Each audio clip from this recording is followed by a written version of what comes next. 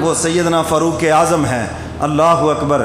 جب آپ نے 10 سال اور 3 ماہ اور کچھ دن حکومت مکمل ہو گئی تو ایک دن اللہ سے غلاف کعبہ پکڑ پر فاروق اعظم نے بھی اللہ سے مانگا۔ کیا مانگا؟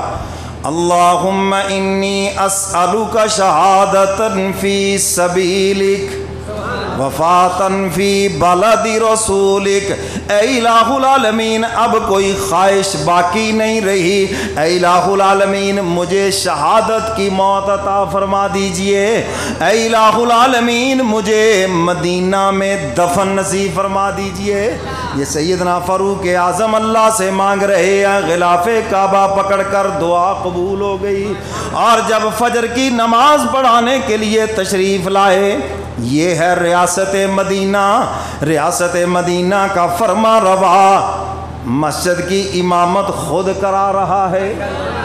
انہوں تو ماشاءاللہ قلو اللہ ہی نہیں آندی، کیوں جی؟ کلمہ بھی شاید سیدھا نہ آیا، وہ کہتے ہیں ریاست مدینہ۔ کیا تم نے ریاست مدینہ بنانی ہے؟ تم خود صرف سیدھے مسلمان ہی بن جاؤ تو بڑی بات ہے۔ نماز بھی تمہیں نہیں آتی اور تمہاری شکل و صورت بھی مسلمانوں والی نہیں ہے، تو تم سے کیا توقع کریں کہ تم اسلام کی کوئی بہار یہاں لے کے آؤ گے؟ بات تمہاری باتوں پہ دھوکہ ہے جتنا ہم جب تک کھا لیں۔ تو اصل ریاست مدینہ یہ ہے کہ ریاست مدینہ کا فرما روا امامت خود کرا رہا ہے۔ کیا کرا رہا ہے بھائی؟ سیدنا فاروق اعظم مصلی کے اوپر کھڑے ہیں، نماز کھڑی ہو گئی، صفیں درست فرمائی اور کوڑا نیچے رکھا، امامت شروع فرمائی، صحابہ پیچھے کھڑے ہیں اور یہ مصلی رسول ہے جہاں پر میرے کملی والے پیغمبر کھڑے ہو کر صحابہ کو نماز پڑھاتے تھے۔ اور ابو لولو مجوسی غلام پیچھے کھڑا ہے زہر آلود خنجر لے کر۔ سیدنا فاروق اعظم رضی اللہ تعالیٰ عنہ نے جب نماز شروع کی، اس نے حملہ کر دیا اور پیدر پہ وار کیے سیدنا فاروق اعظم رضی اللہ تعالیٰ عنہ کے اوپر، اور سیدنا فاروق اعظم زخموں سے گھائل ہو کر مصلی رسول کے اوپر گر پڑتے ہیں۔ صحابہ نے اس کو پکڑنا چاہا اور اس نے کئی صحابہ کو زخمی کر دیا، اور ایک صحابی نے جب چادر اوپر ڈال کر پکڑا اور اس کو پتا چل گیا پکڑا گیا ہوں، خود ہی اس نے اپنے اوپر خنجر کے وار کر کے اپنے آپ کو قتل کر دیا۔ سیدنا فاروق اعظم نے حضرت عبد الرحمن بن عوف سے فرمایا میرے مصلی پہ کھڑے ہو کر نماز پڑھاؤ۔ امیر المومنین خود بیٹھ گئے، جلدی سے مختصر سی نماز پڑھائی، اور سیدنا فاروق اعظم پوچھتے ہیں میرا قاتل کون ہے؟ جب بتایا کہ ابو لولو مجوسی، فروز نامی ابو لولو مجوسی ہے، مغیرہ بن شعبہ کا غلام، اس نے آپ پہ حملہ کیا۔ فرمانے لگے الحمدللہ میرے خون سے کسی مسلمان کے ہاتھ رنگین نہیں ہوئے، ایک کافر نے میرے اوپر حملہ کیا اور میری تو تمنا یہ ہے کہ اللہ مجھے شہادت کی موت عطا فرما دے۔ سیدنا فاروق اعظم کو اٹھا کر قصر خلافت میں لایا گیا، اپنے بیٹے سے فرماتے ہیں جاؤ نا عائشہ صدیقہ رضی اللہ تعالی عنہا سے عرض کرنا اور میرا سلام عرض کرنا، اور عرض کرنا کہ عمر فاروق آپ کا بیٹا، آپ نے روضہ رسول میں جو جگہ اپنے لیے رکھی ہے دفن کے لیے، اگر بیٹے پہ احسان فرمائے یہ جگہ عمر کو عطا فرما دیں، اگر میری جان چلی جاتی ہے تو اس جگہ پہ مجھے دفن کی اجازت دے دی جائے۔ سیدنا فاروق اعظم کا پیغام لے کر بیٹا جب پہنچتا ہے، اماں جان تو پہلے ہی رو رو کر نڈھال ہے اور پوچھتی ہیں بتاؤ نا میرے بیٹے کا کیا حال ہے؟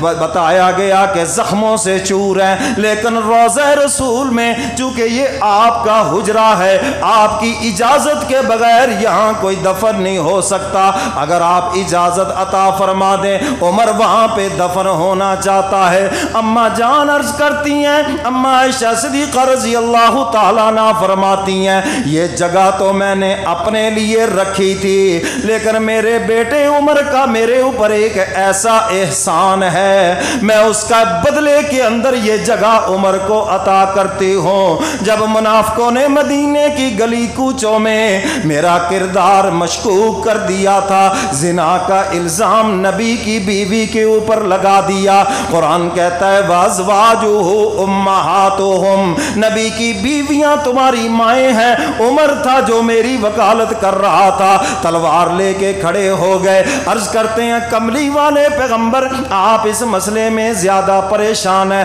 پہلے ہمیں یہ بتائیں عائشہ کو آپ کی بیوی بنا کر آپ کے گھر میں بھیجنے والا کون ہے؟ میرے کملی والے پیغمبر نے اپنی انگلی آسمان کی طرف بلند کر دی۔ سیدنا فاروق اعظم عرض کرتے ہیں کملی والے پیغمبر آپ اطمینان رکھیں، عائشہ کو آپ کے گھر میں اللہ نے بھیجا اور آپ کے گھر سے نکالنے کا اختیار بھی اللہ کو ہے۔ اللہ آپ کے وجود کے اوپر جب گندی مکھی کو برداشت نہیں کرتا، آپ کے بستر کے اوپر کسی غلط عورت کو کیسے برداشت کر سکتا ہے؟ حضور علیہ السلام نے فرمایا جزاک اللہ عمر، عمر تو نے تو میرے دل کی ساری ویرانی دور کر دی۔ سیدنا فاروق اعظم نے اعلان کر دیا سبحانک ھذا بہتان عظیم، میرے کملی والے پیغمبر آپ وحی کا انتظار کریں، میرا اعلان یہ ہے یہ بہتان عظیم ہے۔ اور پھر تلوار لہرائی فضا کے اندر،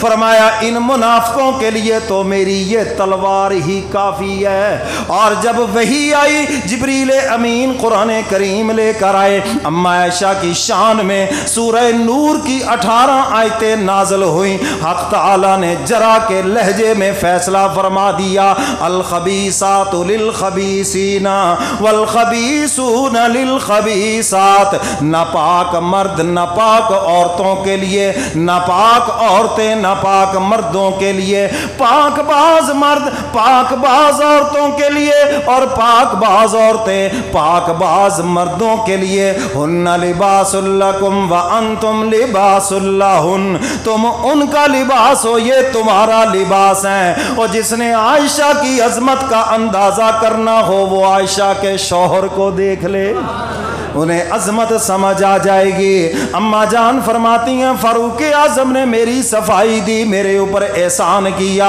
اس احسان کے بدلے میں یہ جگہ عمر کو عطا کرتی ہوں۔ سیدنا فاروق اعظم کو جب اجازت مل گئی، خوشی سے چہرے کے اوپر مسکراہٹ آ گئی کہ میں اپنے یاروں کے پہلو میں مجھے دفن نصیب ہو جائے گا۔ پھر بیٹے سے کہنے لگے بیٹا ایک بات سنو، ہو سکتا ہے امیر المؤمنین ہونے کی وجہ سے، حاکم ہونے کی وجہ سے اماں جان نے اجازت دے دی ہو، جب میرا جنازہ تیار ہو جائے اماں کے دروازے کے سامنے رکھ دینا اور پھر دوبارہ اجازت طلب کرنا، اگر اجازت مل جائے حضور کے پہلو میں دفن کر دینا، اور اگر اجازت نہ ملے تو مجھے جنت البقیع میں دفن کر دینا۔ سیدنا فاروق اعظم رضی اللہ تعالیٰ عنہ کی جب شہادت ہو گئی، جنازہ تیار ہے، اماں جان کے دروازے کے اوپر رکھ دیا، اجازت طلب کی گئی۔ اماں جان نے روتے ہوئے فرمایا میں نے تو پہلے ہی عمر کو دل سے اجازت دے دی تھی۔